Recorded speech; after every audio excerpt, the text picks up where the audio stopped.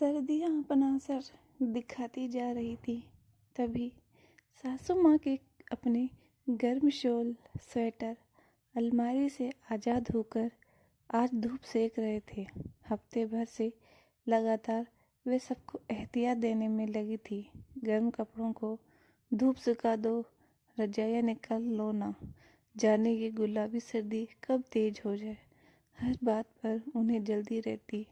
हम सब यही सोचकर उनकी बात को अक्सर टाल देते और अभी तो सर्दी का एहसास भी नहीं हो रहा था। सर्दी को लेकर हम सब बेपरवाह थे।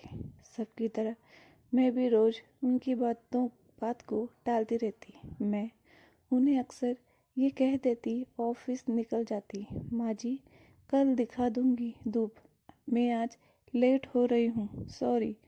हाँ, रोज़ यही कहते हो तुम सब की फिक्र है मुझे, इसलिए कहती रहती हूँ, पर किसी को मेरी बात सुननी ही कहाँ है। तुम लोगों की पीढ़ी को तो प्यास लगने पर ही कुआं खोदने की आदत होती है। मैं ही फालतू में आप लोगों के लिए टर करती रहती हूँ। मैं फिर से उनकी बात को टालकर ऑफिस निकल गई। सुबह मौसम ठीक ठाक था, पर आज दोपहर होते होते बिन मौसम हल्की हल्की बारिश होने लगी। मौसम का मिजाज अचानक से कुछ बदल गया। हमेशा की तरह मुझे आज भी ऑफिस से निकलने में शाम हो गई। बारिश थम तो गई, पर सर्दी बढ़ा गई। मैं कपकपाती हुई स्कूटी लेकर घर को चली ही थी कि मेरा फ़ोन बजा। स्कूटी रोककर देखा तो सासू माँ का फ़ोन था। मैं समझ गई कि फिर से डांट सुननी पड़ेगी। बोला था ना मैंने कि गर्म कपड़े निकाल लो, पर तुम लोग मेरी सुनो तब ना। ये वो अब न जाने क्या क्या ज्ञान देगी। यही सोचते हुए मैंने फ़ोन उठाया।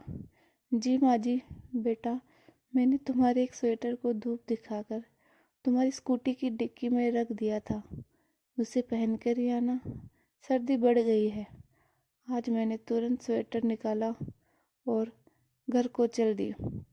घर आते ही मैंने देखा तो देवर जी, देवरानी और बच्चे सभी स्वेटर में थे।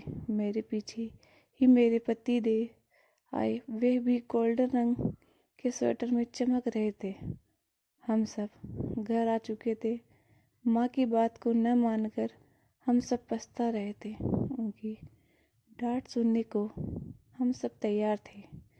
हम जानते थे कि अगर वो हम सब के स्वेटर को निकाल कर धूप न दिखाती तो हम सब आज बीमार पड़ सकते थे। अब रात को भी कंबल की जरूरत पड़ी। माँ ने वह भी सबके लिए तैयार रखे थे। सब रात गहराते ही अपने अपने कमरों में जाकर सो गए।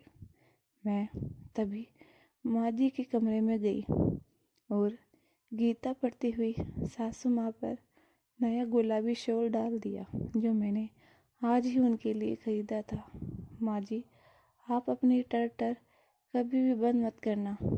आप हो तो जिंदगी हल्की गुलाबी सर्दी सी लगती है। आपके होते हुए कोई भी मौसम सुर्ख हो ही नहीं सकता। यह कहते हुए मैं कसकर उनके गले लग गई।